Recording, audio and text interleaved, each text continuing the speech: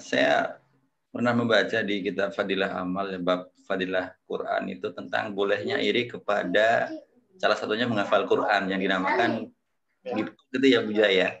Ya, itu Bu ya, aplikasi dalam kehidupan sehari-hari kita ini ketika kita melihat seorang penghafal Quran, seorang dermawan, biar kita bisa menjaga tetap gibtoh. Takutnya kita bukan gibtoh tapi benar-benar iri, dalam artian gimana kita bisa menjaga, memilah hati kita ini agar kita benar-benar bisa dalam perilaku yang gibtoh tadi itu Bu ya. Baik. Itu aja Bu ya. Jazakumullah khairan katsir. Ya. Pak Muhtaram ya. Pak Muhtaram di Jogja apa di mana ya? Saya lupa. Jogja Bu ya, di Jogja. Jogja ya. Oke. Betul. Jadi iri itu bahasa Arabnya hasad. Maka diabadikan di Quran min syarri hasidin idza hasad. Min syarri dari keburukan orang-orang yang hasid, orang-orang yang punya penyakit kolbu, tidak senang dengan senangnya orang, disebut hasid. Jadi orangnya disebut bahasa Arab hasid. Jadi kalau punya anak jangan dikasih nama hasid ya. Yang hasid pakai sod boleh. Iza hasad, apabila dia hasad. Ternyata bahaya orang yang hasad itu ketika penyakitnya itu kambuh. Jadi iza hasad boleh diterjemahkan apabila penyakit kolbunya kambuh, maka kita berlindung dari keburukan mereka. Orang-orang yang hasad ini kemudian disyarah oleh Imam Ghazali, ditafsir oleh Imam Ghazali. Yang paling baik itu memang kitab Imam Ghazali dalam hal ini. Kita sudah muter-muter melihat kitabnya. Yang paling bagus Imam Ghazali, dan kemudian ringkasan dari Imam Al-Barkawi, ya, Syekh Al-Barkawi. Apa kata Imam Ghazali?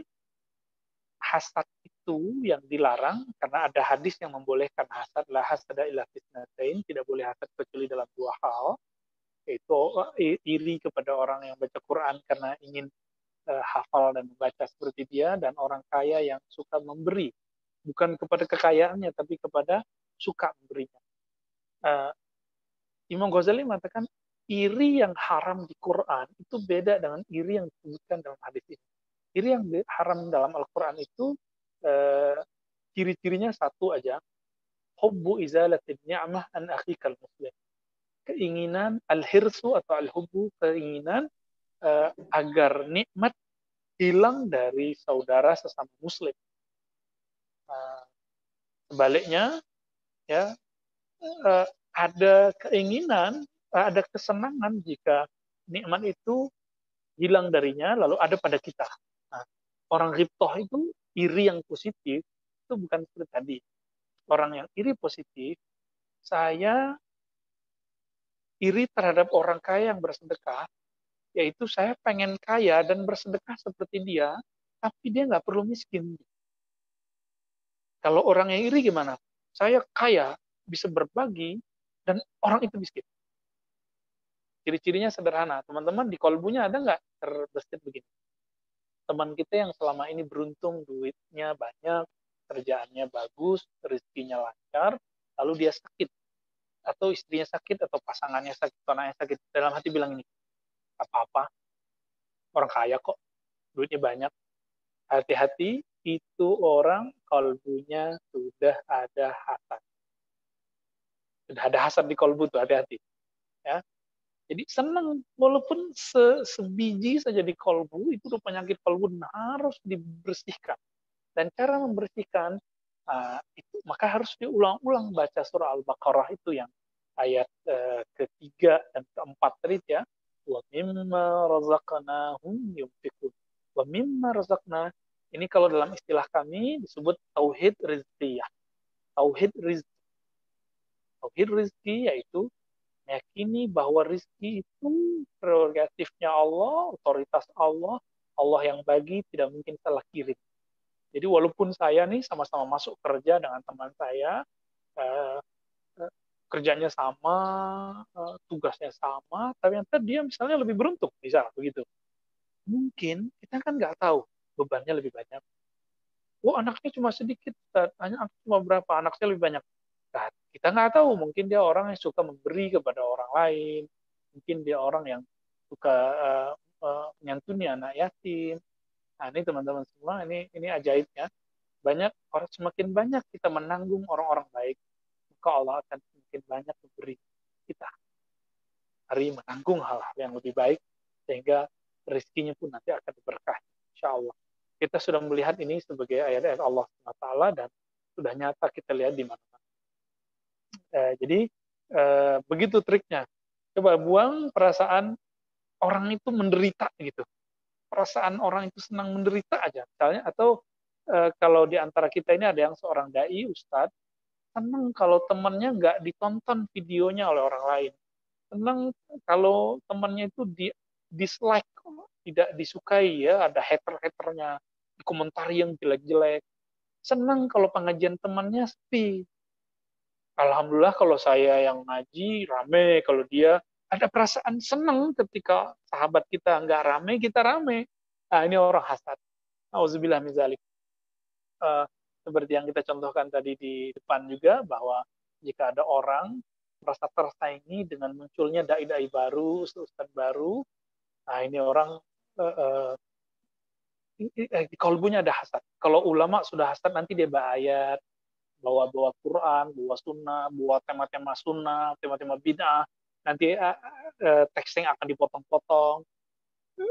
Ulama itu mencerdaskan umat, tapi video-video yang hasad itu justru memperbodoh umat. Ya. Ulama itu seharusnya menumbuhkan cinta kepada sesama umat, menghargai perbedaan pendapat, kritis. Kita harus kritis, tapi kita tidak boleh benci. Teman-teman, jika terlihat saya kritis terhadap satu golongan, bukan berarti saya benci mereka. Nah, jika terlihat saya kemudian mengkritisi satu kelompok, di dalam kalbu saya tidak ada kebencian. Justru karena saking sayang dan cinta kepada mereka.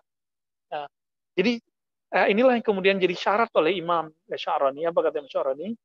Kamu jangan dulu jadi public figure sampai hatimu berkehendak, jadi ustadz, jadi dai ya, berkehendak bahwa orang lain itu dapat hidayah, orang lain itu dapat rahmat. Jadi kalau saya malah seneng orang lain itu tambah sesat, saya seneng ada ustadz yang lain itu tambah jelek, gitu, bertambah terpuruk dalam kesesatannya. Ini bukanlah orang-orang yang baik. Jadi sekarang saya melihat banyak sekali kajian-kajian, ya mohon maaf, isinya bukan tasfiyah ar-ruhiyah, penyucian rohani, bukan tazkiyatun nafs, bukan penyucian jiwa, tapi yang terjadi adalah nyala-nyalain orang. Akhirnya, ini ingat, kita menyalahkan orang pada tempat.